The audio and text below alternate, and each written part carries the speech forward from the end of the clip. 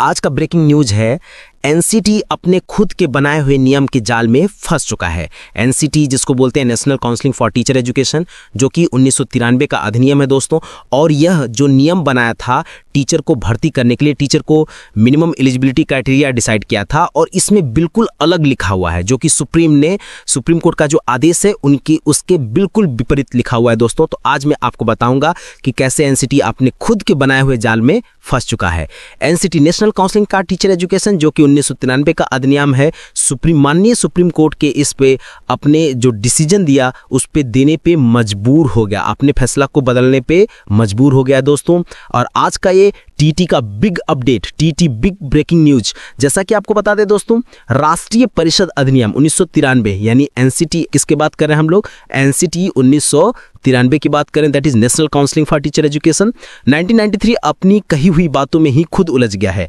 आज का ये बहुत बड़ा न्यूज है कि एनसीटी ने जो अपना नियम बनाया था, जो अपना कानून बनाया था, टीचर को किस आधार पे उसको रिक्रूटमेंट करना है, किस आधार पे उसको भर्ती लेना है, वो अपनी कही हुई खुद बातों में उलझ गया है। ये आज का सबसे बड़ा न्यूज है, जो कि हम शिक्षकों को जरूर सुप्रीम कोर्ट से जिताएगा, और हम शिक्षकों के पक्ष में सुप्रीम कोर्ट से खबर आएगा एनसीटी का आधार लेकर, अगर हम लोग केस को लड़ें।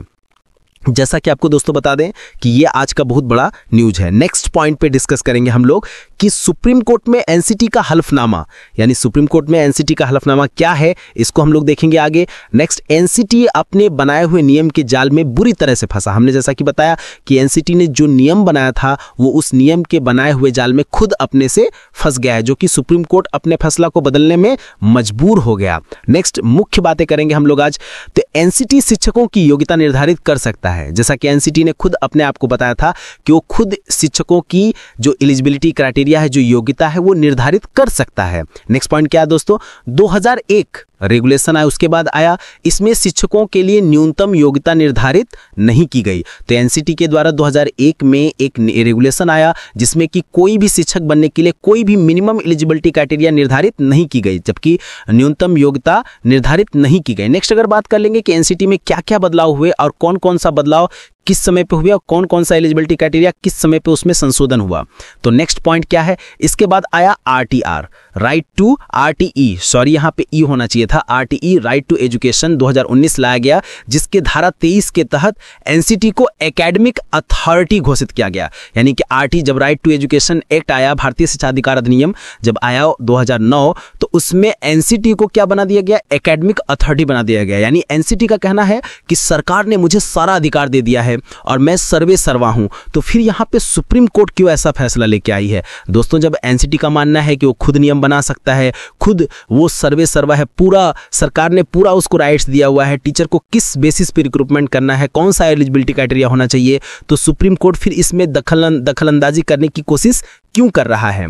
तो नेक्स्ट अगला पॉइंट है, 2010 का नोटिफिकेशन आया, अकॉर्डिंग टू एनसीटी की बात करें हम लोग, तो इसमें बताया गया कि 23/8/2010 के बाद शिक्षक बनने के लिए आपको टीटी पास करना पड़ेगा, तभी आप सरकारी टीचर बन सकते हैं। यानी 2010 के नोटिफिकेशन में, एनसीटी के नोटिफिकेशन में ये बताया गया कि 23 अगस्त 2010 के बाद शिक्षक बनने के लिए आपको टीटी पास करना पड़ेगा और तभी आप सरकारी टीचर बन सकते हैं। नेक्स्ट, इसमें क्या क्या बदलाव हुए थे एनसीटी में देखते हैं दोस्तों।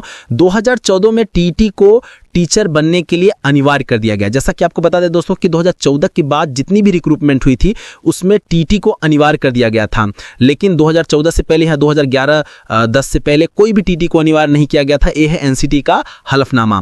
अगला पॉइंट है, महत्वपूर्ण तथ्य जो सुप्रीम कोर्ट के सामने नहीं रखा गया। जैसा कि आपको बता दें दोस्तों, अगर हमारे वकील साहब सुप्रीम कोर्ट के सामने अपने तथ्यों को बहुत अच्छी तरह से रखे होते तो आज हम शिक्षकों को ऐसा दर्द और कष्ट नहीं सहना पड़ता। हम लोगों के बातों को जो संविधान में लिखा हुआ है, एनसीटी के हलफनामा में जो लिखा हुआ है, उसकी बातों को सही तरीके से सुप्रीम कोर्ट में पेश नहीं किया गया, बस ऐसे ही जाके सुप्रीम कोर्ट में बस रख दिया गया। और जिससे सुप्रीम कोर्ट ने एक ऐसा फैसला सुना दिया 1 सितंबर 2022 को कि पूरे भारत में शिक्षकों में अफरा तफरी मच गया। पूरे भारत के शिक्षक, उनके परिवार, उनके बच्चे इससे प्रभावित हो रहे हैं। जहां कि आपको बता दें दोस्तों कि जो बच्चे स्कूल में पढ़ रहे हैं वो बच्चों का भविष्य भी इससे प्रभावित हो रहा है। तो आपको बताते हैं कि कौन से ऐसे महत्वपूर्ण तथ्य जो सुप्रीम कोर्ट के सामने नहीं रखा गया था। तो सबसे पहला पॉइंट है, एनसीटी 2017 में संशोधन हुआ। इसमें कहा गया कि सभी अनट्रेंड, किसकी बात किया गया?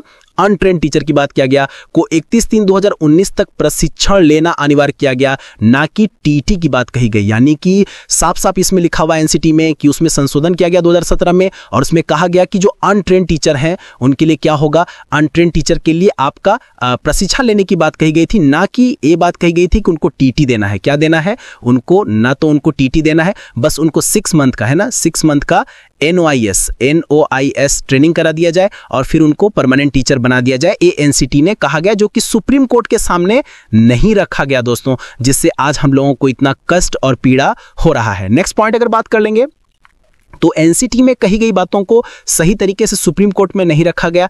एक अगला निष्कर्ष निकला कि हमारे वकील साहब एनसीटी में जो कही गई बातें थे उनके बारे में उनको या तो नॉलेज नहीं होगा या तो उनको अवगत नहीं कराया गया होगा। इन सारी बातों को सही तरह से सुप्रीम कोर्ट में नहीं रखने की वजह से आज इतना प्रॉब्लम हो रहा है, जो कि हम लोग के शिक्षकों के विरुद्ध में फैसला आया है।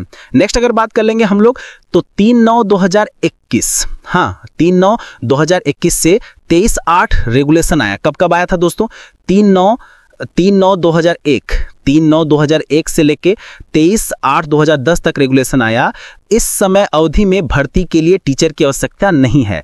एकदम साफ साफ एनसीटी में लिखा हुआ है कि 3/9/2001 से जो 23/8/2010 तक जो रेगुलेशन आया था, उसमें इस समय अवधि में जो भर्ती हुए थे टीचर, उनके लिए कोई भी रेगुलेशन, कोई भी टीटी की आवश्यकता नहीं है। फिर भी माननीय सुप्रीम कोर्ट ने हम लोगों पे एक ऐसा निर्णय थोप दिया है जिससे कि पूरे शिक्षक विभाग में पूरा शिक्षा विभाग एक ध्वस्त हो रहा है, पूरा शिक्षक विभाग नीचे जा रहा है और बच्चों के भविष्य पे असर पड़ रहा है। जय हिंद दोस्तों। अगर मेरा वीडियो आपको अच्छा लगा होगा तो प्लीज़ अपने दोस्तों को शेयर करिएगा। सबको ये चीज़ें मालूम होना चाहिए कि एनसीटी में क्या लिखा हुआ है, इससे अवगत होना चाहिए, जो कि आने वाले समय में जरूर हम लोग को सुप्रीम कोर्ट से हम लोग को जीत मिलेगी और ये आधार बनेगा।